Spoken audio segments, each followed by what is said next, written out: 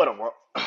Welcome to another episode of the BrandonJaneauShow. As you know, I am BrandonJaneau, and like always, on all podcast platforms out there, BrandonJaneauShow, social media platforms, Instagram, TikTok, Threads, Facebook, BrandonJaneauShow, and of course, YouTube channel, BrandonJaneauShow. It's Tuesday. You already know what it is. It is I Bleed Sports. Oh yeah. Got two new NFL teams that I'm talking about, who I believe in and who the hell I do not. And of course, I will be talking about the NBA. The draft happened last week, so as free agency is going on right now in the NBA. People cannot sign their contracts until um, this weekend, like Sunday, I think, July 6th, Sunday, Saturday. So yeah, um, so those are the two things that I will definitely be talking about. But first, so this past Saturday, Teofimo Lopez returned to the ring, and I don't remember who he fought. To be honest with you, I don't remember his name. To be honest with you, but Teofimo with Lopez for the last couple of weeks have been talking since Tank Davis fight, and he's been saying pretty much point blank period that he thinks um, that he should be the one to fight Tank and beat Tank and put it into Tank. And then this fight happens Saturday, and I'm like, nah, buddy. And I am one of the rare few that said I think Teofimo and Tank Davis would make a hell of a fight. And I actually think Teofimo would be more focused in that fight. And that is exactly what I want to talk about. Teofimo Lopez feels like he's lost something. Now, I don't know if it's because if you actually watch Teofimo before um before the Lomachenko and that's another like before the George Kambosos fight, I would say Loma, Josh Kambosos, those two matches, particularly about him. Um, when he fought Lomachenko, before he fought Loma to become the undisputed lightweight champion, he um, he was knocking motherfuckers out. He was dominating motherfuckers. Like if you watched him on YouTube, go pull up Teofimo Lopez's fights on YouTube. Like he was knocking motherfuckers out. And I know people say, well, that's lower competition. Of course he's beating them. But when he fought Loma, that was his best fight I think he ever had in his life. But he was the most focused he had ever been in that fight. And then when he fought George Kambosos in Madison Square Garden and was battling a deadly illness and almost died. I watched that fight just recently, just to like watch it again, just to see how it was going. He could have won that fight. He could have won that fight. He just maybe it was the illness, and maybe he just was just in a situation where he could not, you know, like maybe it was an illness. I don't know, but either way it goes, he's been different since then. Every fight he's had, when he fought Martin, like the fight right after, um, like the fight right after he fought George Kambosos, like his first fight after the George Kambosos loss to Senorita Martin when he fought him, and then he fought who else he fight? He's had like three fights since the Josh Kambosos fight: the Martin fight, the Josh Taylor fight, the Jermaine Ortiz fight, and then Saturday night. And the last three out of the four fights he's had fought, he struggled in each fight. Saturday was good. He did what he needed to do to win the fight, but I'm like, you can't be talking shit, talking about something you could beat Tank Davis, or you're gonna move up to 147 to fight Bud Crawford or or uh or Boots or even Errol Spence. Like, bro, you're not built like right. Like you're not built for that yet. And I don't think you're ready for that. Like if Teofimo was to fight any champion in 140, I think he'll be focused. If he fight Devin Haney, I'm taking Teofimo. If he fights um Pitbull Cruz, I don't know if I take him over Pitbull Cruz. I'm gonna be honest with you. I think Pitbull is too aggressive, so you could probably use that against him. But but yeah, that fight Saturday was just like, bro, like I saw you do exactly what Tank did in the 8th round. You wobbled your opponent with an uppercut, and then when he got up, you hit him again, but you did not end it. You went the distance with this man, and you shouldn't have done it. And then after the fight, you say, "Yeah, he's an underdog, and we still need to test." I said, "No, bitch, you need to knock him out." Tank told Frank Martin to his face, "Hey, bro, this is not the fight you want. I'm going to knock you out," and then proceeded to do it. Stop playing with this nigga, man. Stop playing with Tank, bro. Like Tank different, bro.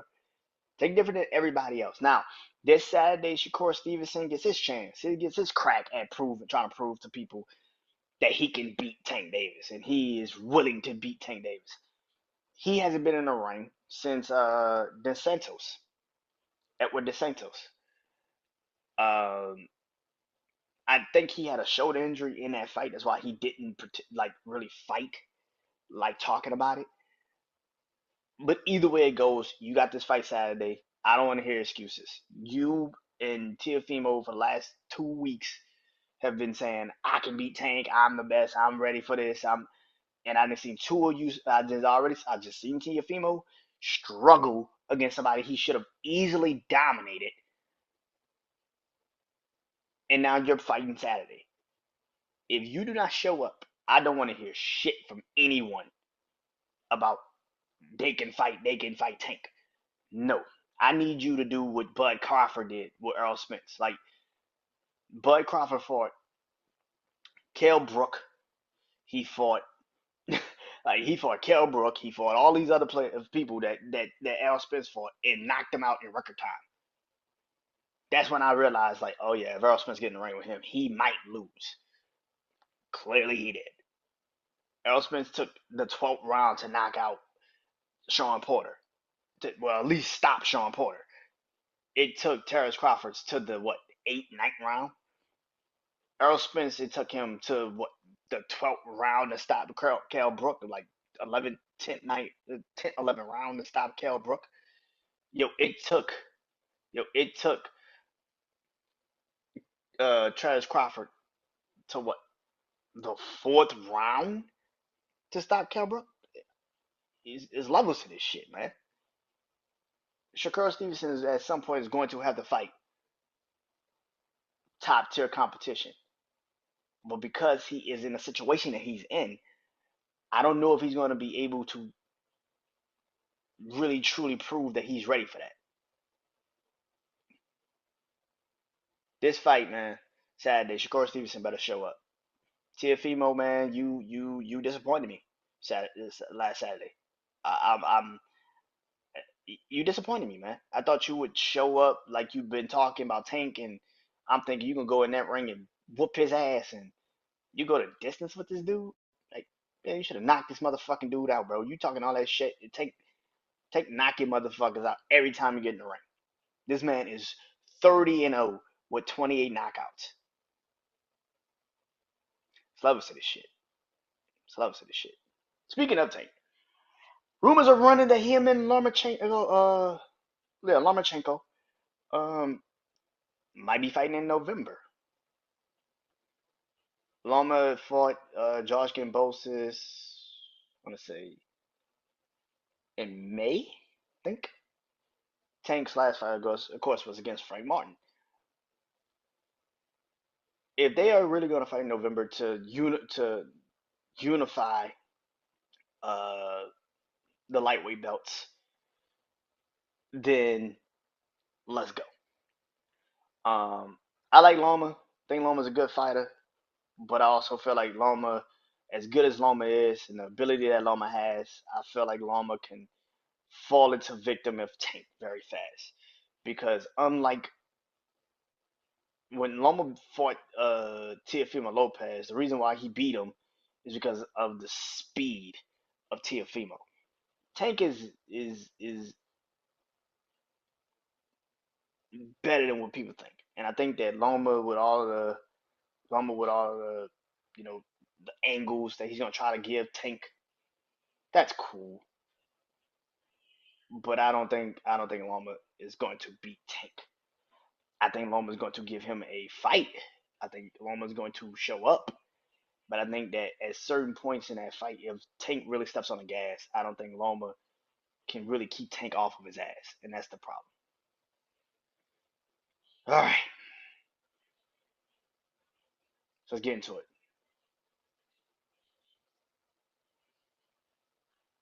So, like I said, NBA draft happened last week. You had um, some good picks, some shocking picks.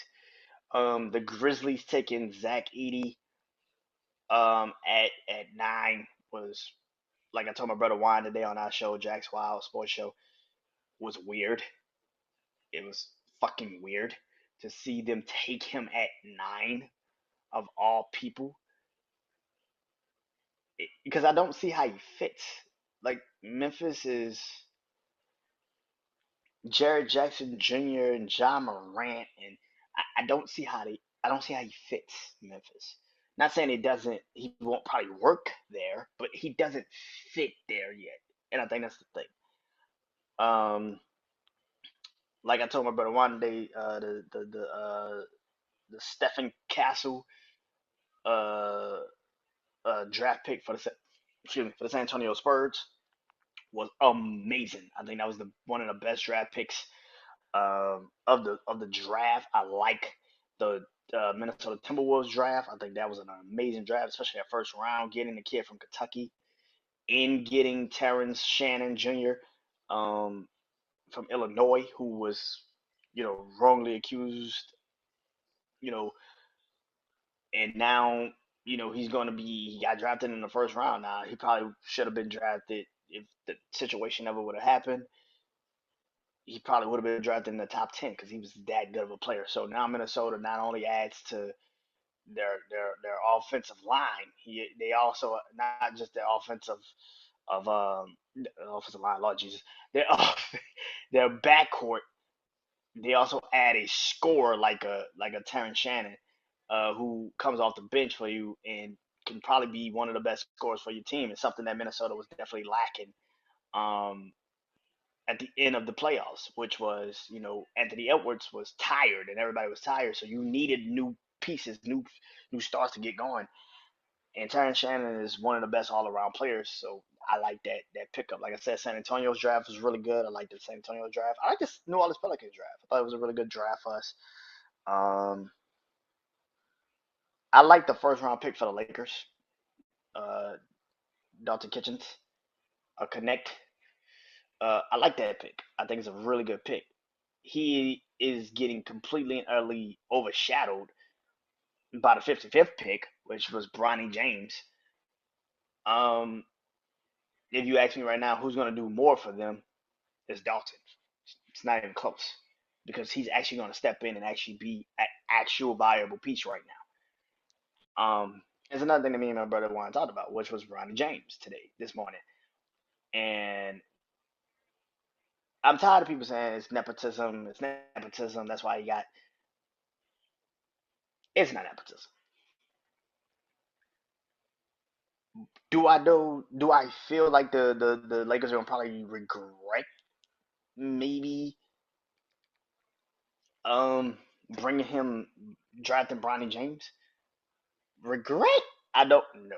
I will say it. I feel like it's a wasted pick, and I hate to not. I gotta be honest. Like that's a stupid pick. I get it that LeBron is on the team, so you feel like you have to give him some courtesy and some respect, and but I feel like all the Lakers have done this all season has literally, I think literally the 17th pick, it just fell to them. Like Dalton just fell to them, and they were like, all right, well let's just draft him here. If Dalton would have went where he was supposed to go, which was like top 10, top 15, he would have easily got drafted. You know, he would have if he would have went top 10, top 15. I think easily the Lakers would have taken Bronny James in the first fucking round. I'm gonna be honest with you. I think they would have taken him in the first fucking round. I'm gonna be real. I think they really would have. If Dalton can get connect didn't get drafted, didn't went where he was supposed to go, which was like top 10, top 15, he would have. They would have taken Ronnie in his fucking first round. I truly believe that.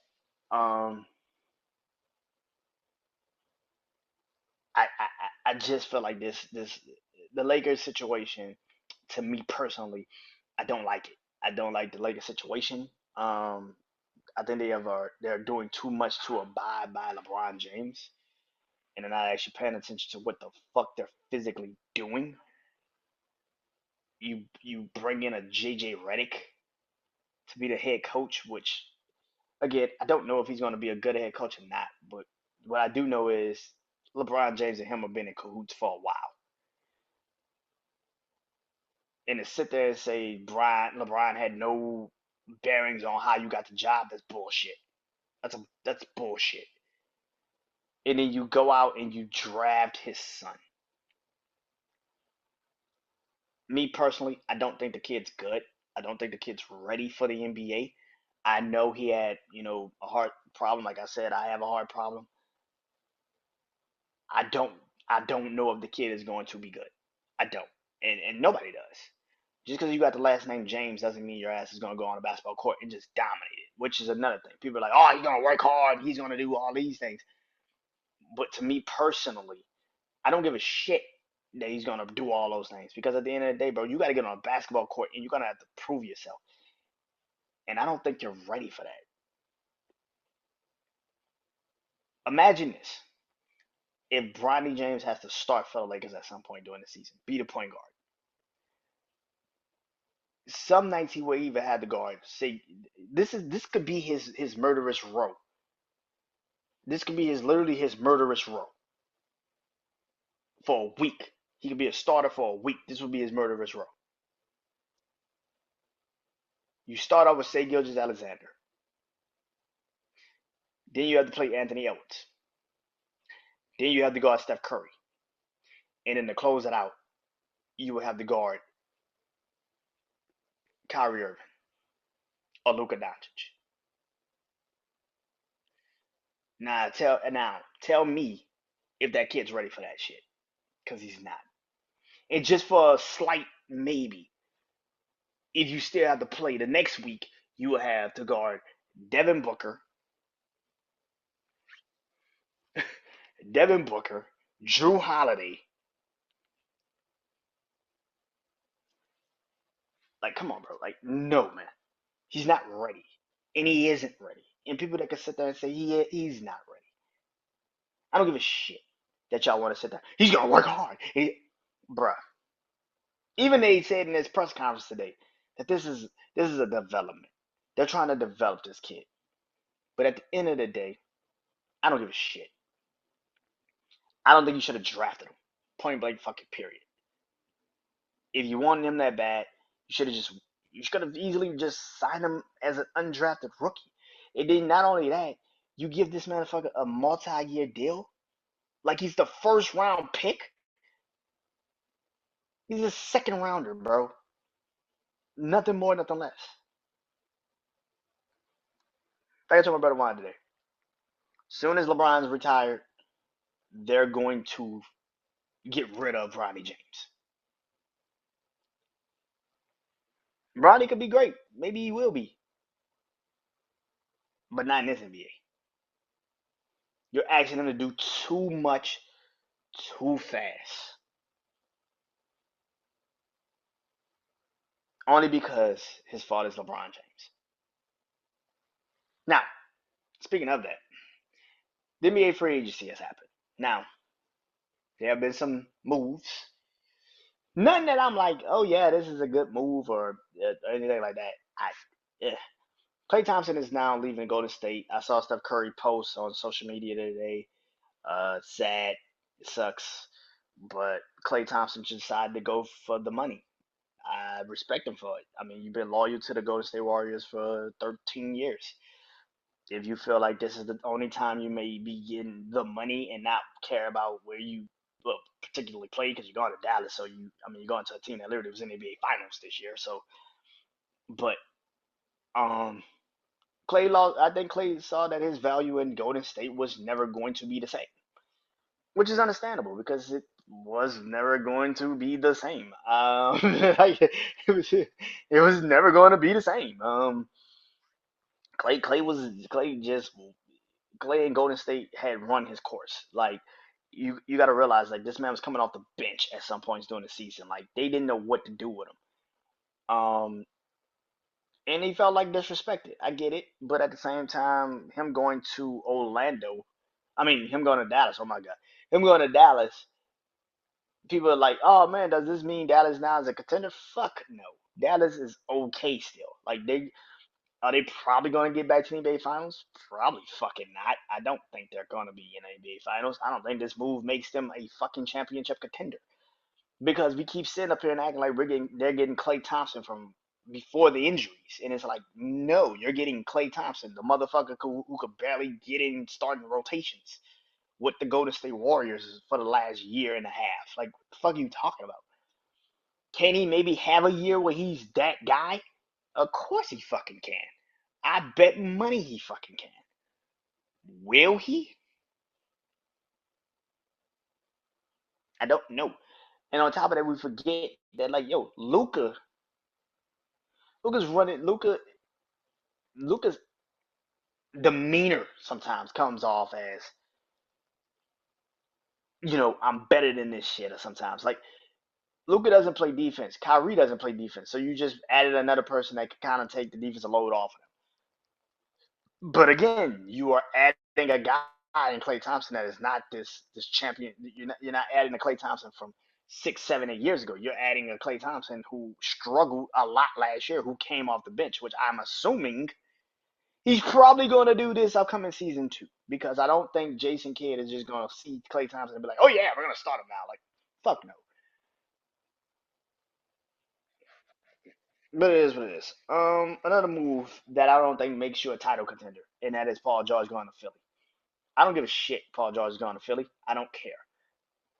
Philly's not ready to be a champ. Philly didn't do anything to make them a championship winning contender. All you did, like I told my brother Juan today, is what you did was move Tobias Harris out and put Paul George in. That's all the fuck you did. Nothing more, nothing less. You just replaced one person that can kind of shoot threes and kind of play defense with another one who's a little bit more advanced at shooting threes and playing defense. That's how the fuck you did. You didn't do nothing like superstar status. Like you didn't do anything. You didn't change anything. And then on top of that, you bring back Andre Drummond for what reason? I don't know. The reason why Boston worked last year is because when they got Kristaps Porzingis, when Kristaps Porzingis got injured, you still had Al Horford on the bench just sitting there, who can do exactly everything that Kristaps Porzingis could do: shoot threes, maybe not play defense like that, but could play defense.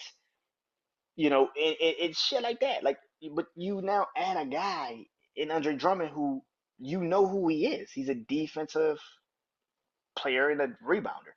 So you didn't really get better in that sense. You had Eric Gordon, who's been in the league since I was a kid. yo, you like, yo, you gotta realize Eric Gordon's been in the league since I was a kid. Like I'm 30, dude. Like Eric Gordon's been in the league since I was a teenager. I'm talking like 13, 14. Like the dude been in the league, bro. Like this dude been in the league since like what 2007, 8? Maybe yeah, like 2007, 8, like 9, 10. Like bro, he's been in the league since I was a teenager. I'm a 30-year-old grown ass man now, bro. Like, bro, no, man. Like, I'm not signing Eric fucking Garden. Are you kidding me? The fuck does he do? It's like, oh my god, like Philly didn't upgrade. They literally swapped everything they already had with older shit. Like that's all he did. No, I don't think Philly's a contender. Fuck no. Mikal Bridges is now a New York Knick. I posted when I saw this news last week. I think I did the podcast, and then literally that night, Mikal Bridges ended up as a New York Knick, as I call them, the Nova Knicks, Villanova Knicks, because that's exactly what the fuck they are. For people that sitting there and asking, do I think the Knicks are now, a contender? I think the Knicks are more of a contender than Philly is. I think Philly is more of a New York is more of a contender than Philly is, because unlike Philly, they have to learn how to play together. New York knows how to play together.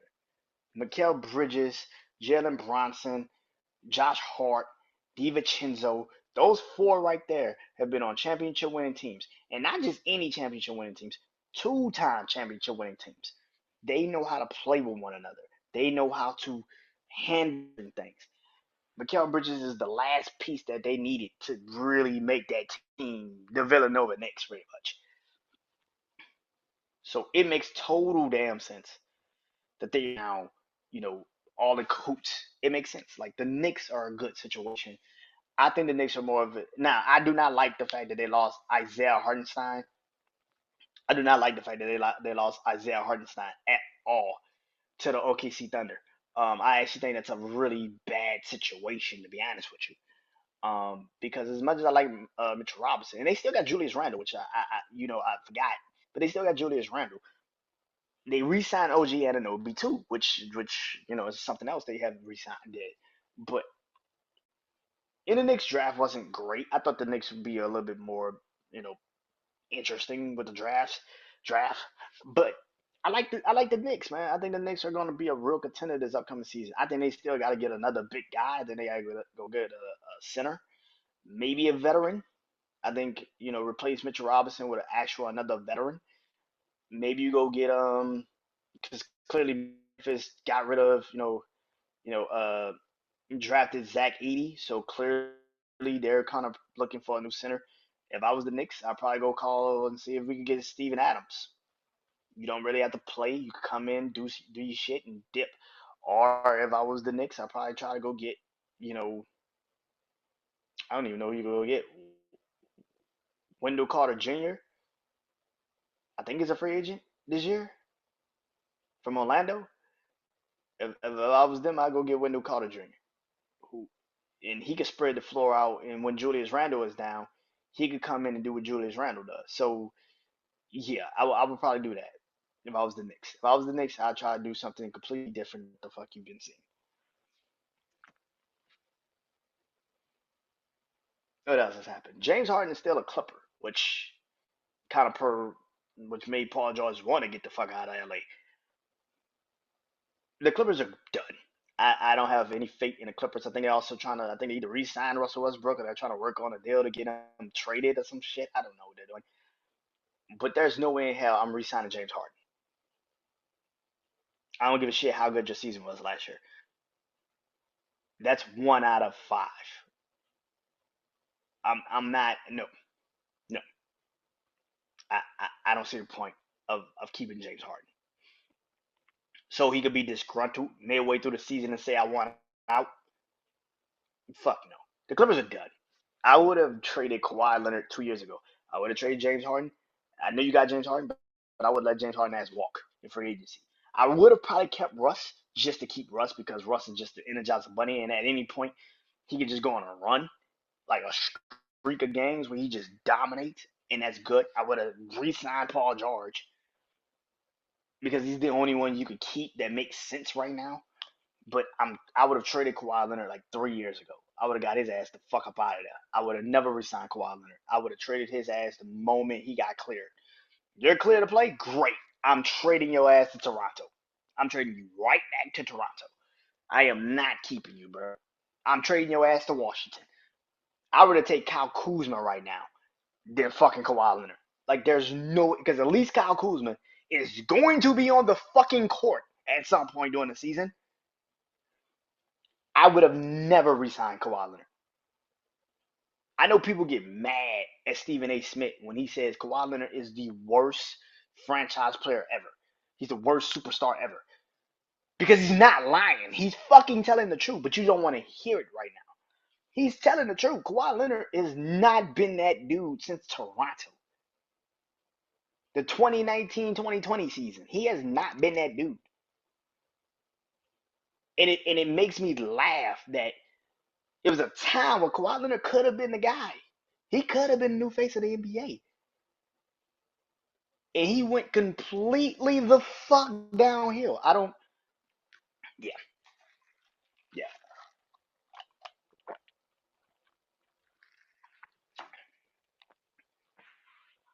But I would have, man. I would have traded.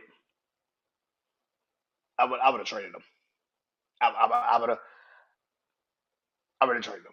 I would have traded Kawhi Leonard the moment he got cleared. You gotta get the fuck off my team.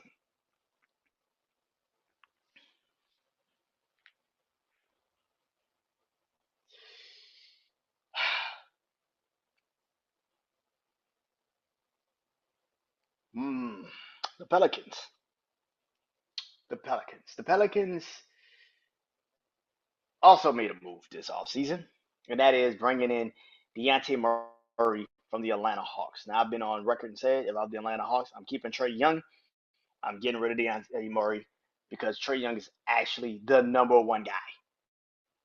like, you are supposed to build your franchise around that dude, and instead you don't. I don't get it. But anyway, Deontay Murray is now a Saint. I mean, now a Pelican. Lord Jesus, the Saints. Lord Jesus. He's now a Pelican. What do I think of that? I can't wait to see what this team is going to look like. I'm gonna be honest. I know Brandon Ingram is like, I want a contract extension and all that shit. Bro, let's see how this season looks first before you start calling for a fucking pay. Because I'm gonna be honest, the Pelicans is on my shit list too. I'm from New Orleans. I get it. But I love the Pelicans, but I'm one of those people that's like also like I am with the Saints. Clear, that's probably why I said the Saints first. But I'm like the Saints. I'm the same way with the Saints. It's like, bruh, like when certain players get disgruntled, bruh, trade their ass, get their ass out of the city. Because I'm not about to have this shit all season. I'm not about to have this shit during the off season. I'm gonna have that shit.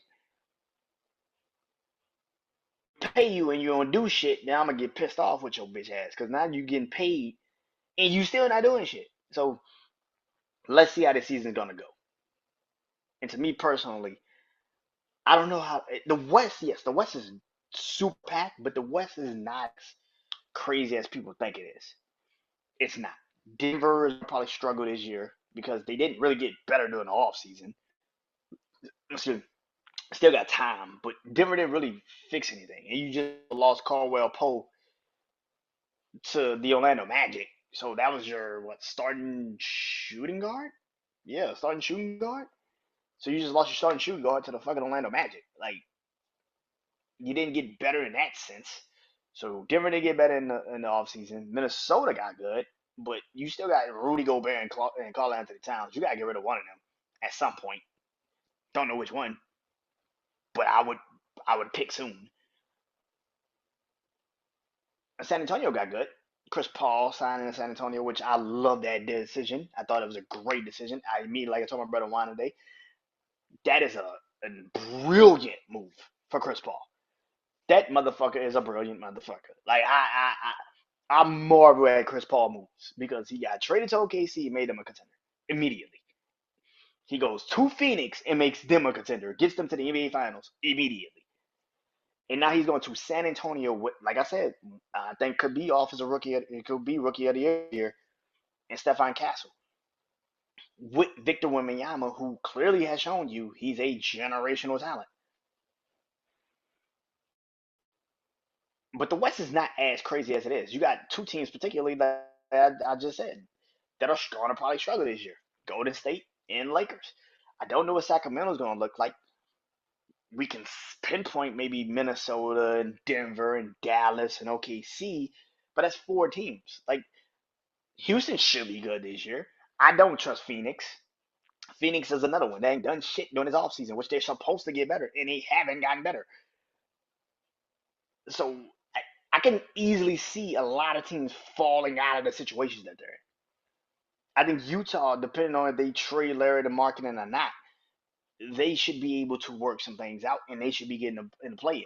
Sacramento is another team that I'm very interested to see how they're gonna look this season. But the West is not as hard as everybody's like, oh my god. It's like 4 teams, and I'm really gonna say like 3 teams that you can really pinpoint and be like, they're gonna probably be in the playoffs next year. Minnesota, OKC, and I will say Denver because you got the Joker and Jamal Murray. Jury sell out on Dallas for me. I don't know if Dallas make the playoffs, but I don't think they're gonna be like this crazy. That mean they made the fucking NBA Finals with being the 5th seed, so they could easily do that again. But yeah, I don't know, man. I don't know. And before I get off this damn podcast, man, I got 2 teams this week again. Last week I think I did was it Jacksonville? I think I did Jacksonville and forgot some other team. I don't even know. But it's a damn shame. I swear to God. Got 2 teams. One team I believe in this upcoming NFL season. The other one I do not. So let's start with the positive. A team I believe in this upcoming NFL season. A team I believe in this upcoming NFL season is the New England Patriots. I know it sounds crazy to say the Patriots is a team you believe in, but I believe in the New England Patriots, man. I think Gerard Mayo is going to make his first stamp as the new New England head coach, and like I told my brother Juan today, I think that they're going to win the AFC East. Now the AFC East is not going to need a lot of wins to win it, motherfucker, but they're going to win the AFC East.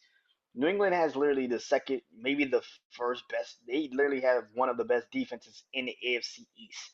You re-add Matt Judon and Christian Gonzalez to a defense that was pretty okay last year. It wasn't super crazy. It wasn't super bad. It was decent. It was okay. But now that you have those guys back, and also you with the additions that you've made, I think New England is going to be a really good fucking team this year. I know people think I'm crazy for saying that. Again, the best talent out of the draft to me, quarterback wise, I thought it was Jaden Daniels, but I definitely think Drake May was like second on that list right after him. I think Jaden Daniels is the best quarterback out the draft, but I think Drake May has the better arm strength and the better ability to dart it. And I think that Drake May going to New England is going to take the job from Jacoby Brissett. And then when he does take the job from Jacoby Brissett, when he does take the job from Jacoby Brissett, I think New England is going to get into the playoffs. And like I told my brother Juan today, there's gonna be a lot of teams that's gonna either be having disgruntled ass receivers because they didn't resign them or they put them on a franchise tag and they really don't want to pay them. Teams like Cincinnati, which I think Cincinnati is gonna be good. I don't think that, but I don't like San Francisco this season. Too many distractions, too much noise. I don't think it's a good idea. Dallas, I really don't like this season. CeeDee Lamb, at certain point, is going to be like, look, bro, you ain't gonna pay me. Get me the fuck up out of here.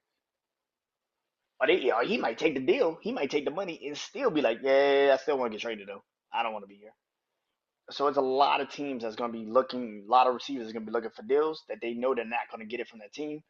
And if New England is in the playoff race, which I think they will be, they're going to ask to get traded.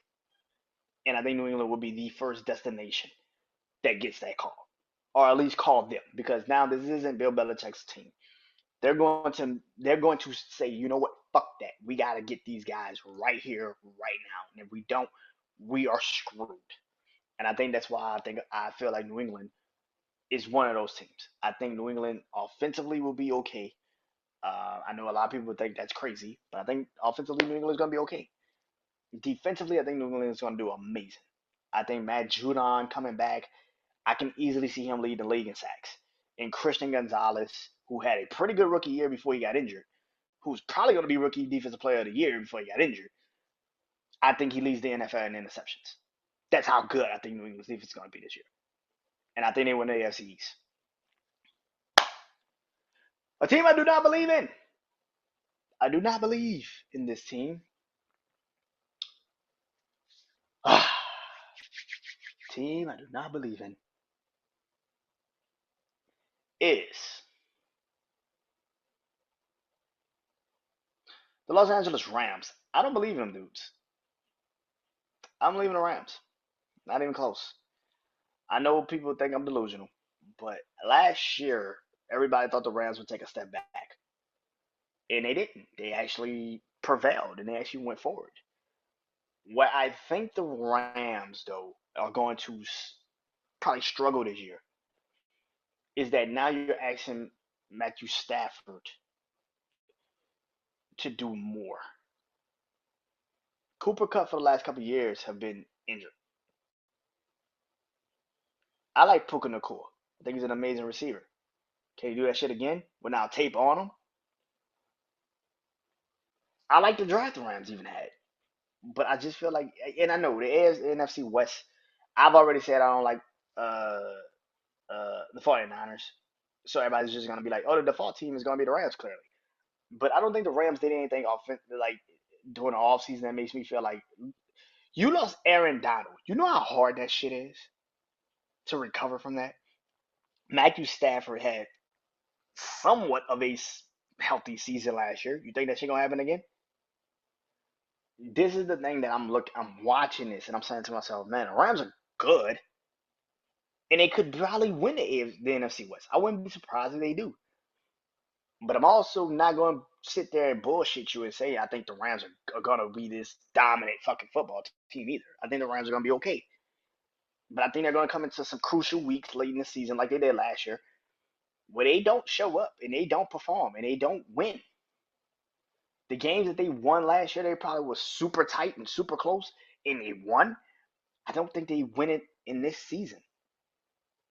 I think Matthew Stafford gets fucked up a little bit. I think he gets banged up to the point where he might have to miss a game or two or three.